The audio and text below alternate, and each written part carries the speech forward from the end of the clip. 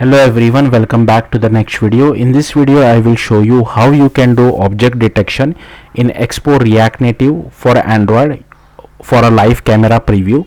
Let's get started. So first what you need to do is just go to this particular documentation and you need to download all these models. So you can just download all these three models which you see, and this three and this two.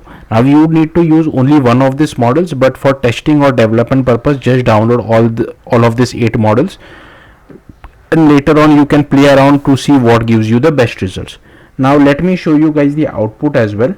So I'll just mirror my device. So here you can see it is asking me for camera permission. I'll just give it that, and here I'm just moving my camera, so it is getting confused between a cup and a vase. Actually this is a bottle, but I don't know, I mean there is some problem with this model which I'm using, but hopefully you got the point, right? So if I suppose move it in front of my laptop, it is able to detect my laptop pretty clearly. It is what it is. This is all happening on device, so there will be a little bit inaccuracies as well. So yeah, let's see how to achieve this. So first I have created one cheat sheet. So using that cheat sheet you can create an Expo React Native project. So first you can just go to this particular URL over here, and here I am using this blank TypeScript template. If you want to use a different template you can use that as well. So you just have to run this command, so it will create an Expo React Native project for you. Then you need to go to this particular URL over here. So I'll just open it inside a new tab. So you because we need to write native code, so you need to do some native setup as well. So here you can just select Android device. Here you can select development build. Then I have disabled EAS. Select your own operating system. Then run brew install watchman. Then run brew install cache zulu. Set the Java home. Install Android Studio and set it up properly like this. And here you have to set this path. Then do this as well. Then you need to cd to your Expo React Native project and run this command. I have already ran this command, and then you need to run this command as well. So this will create an Android folder. If I quickly show it to you, here is my Expo React Native project. I'll just minimize everything. So here you should see this Android folder. Next, to write actual native code we need to create a module. So for that you need to go to this particular URL over here, and then you just need to run this particular command, and it will ask you some questions like what should be the module name and everything. I have just kept everything as default and just pressed enter. So it creates the module for us. So the cheat sheet work is done. I'll close it. Then you need to go to modules, go to src my modules.type.ts. Now in my case I am not sending any prop, I am not expecting any callback. That's why I have removed these 2 lines of code. So all of this code was present by default. I have not added anything. I have just commented out these 2 lines of code. Okay, then let's see how to use it. First just go to app.tsx. I have added all these imports which are necessary. I have taken one state for camera, and here we are requesting for camera permission. If it is granted, we just change this particular state, and inside use effect we just call this request camera and storage permission. And if camera permission is granted, then we just display this my model view, else we display a text saying camera permission not granted.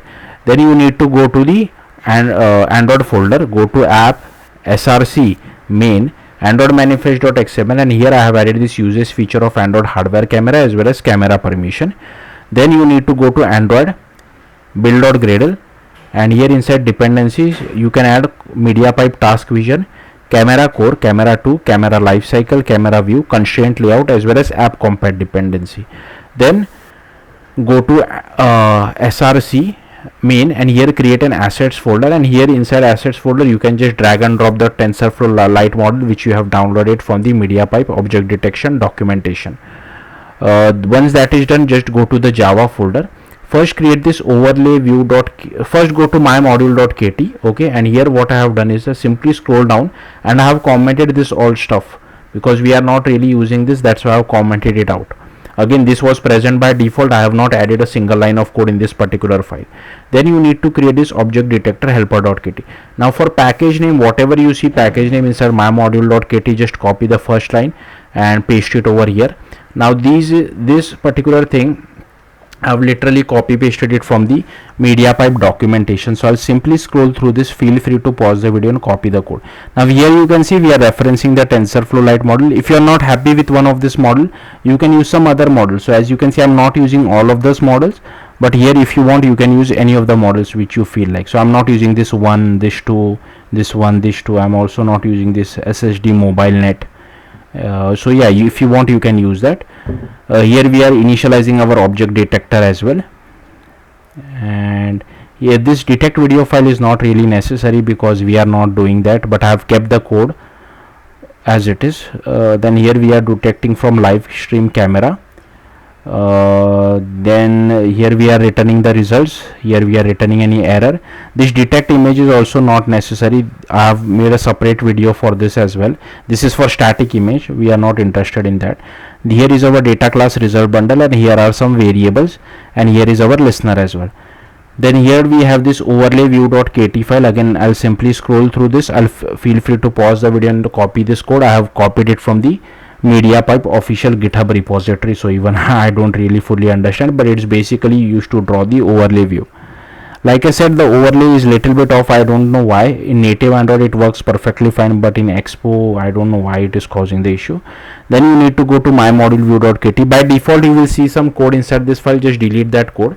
So first here you have all this. Imports. Then here we have this my module view, and here we extend Expo view. Here is our object detector listener as well. Here is our constraint layout. Here is the preview view, and here is our overlay view. Then here is our background executor. Here is our image analyzer, preview, camera provider as well as camera facing. Here is our object detector helper.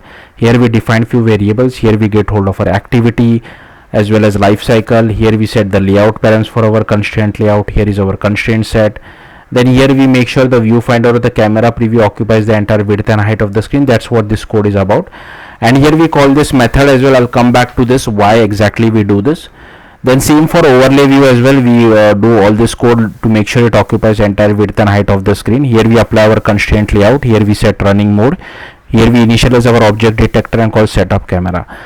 Now this code is basically used as a hack. If you don't write this, you will see a black screen. You will not see your live camera preview. If you want to learn more about it, you can go to this particular URL over here. Then here we call setup camera, where we get hold of a camera provider feature. We add a listener, we get our camera provider, we call bind camera use case. Then here we initialize aspect ratio strategy. Here is our resolution selector. Here we get our camera provider. Then here we initialize camera selector. Here is our preview view. Here is our image analyzer as well, and here we analyze the image. Here we unbind our camera provider. We bind it to the life cycle. We set the surface provider. Here is on error. Here we have on results as well, and here we call detach from window, where we shut down everything. So yeah, that's all there is to it. If you have any questions, do let me know in the comments. Thank you for watching. Bye.